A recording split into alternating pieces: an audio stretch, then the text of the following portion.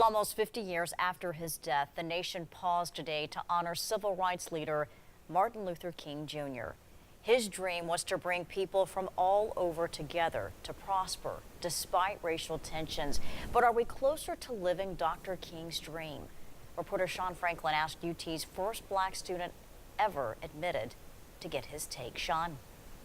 Hey Beth, Theodis Robinson told me Dr. King helped inspire him to apply to UT in 1960 and gave him the willpower to keep fighting until he eventually got in during January of 1961. He says Dr. King would have had mixed feelings about the country today.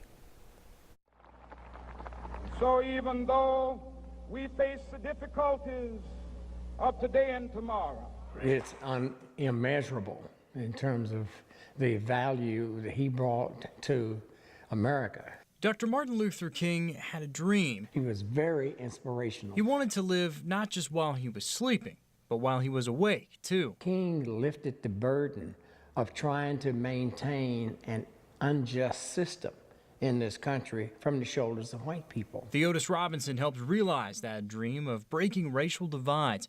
He was the first African-American student admitted to the University of Tennessee. Robinson was admitted in January of 1961, inspired by the work of Dr. King. It inspired us to do the things that we went forward and did. And the country has moved forward since then.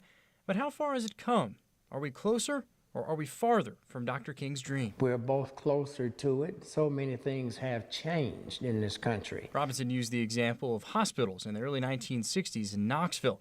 3 of the 4 didn't take African-American patients. We've seen that change. We've seen so many other things change. But according to Robinson, he says there's more work to be done. This nation needs leadership. And what we have at the top of our government is a man who doesn't know how to lead, but who wants to rule. And there is a difference between ruling and leading.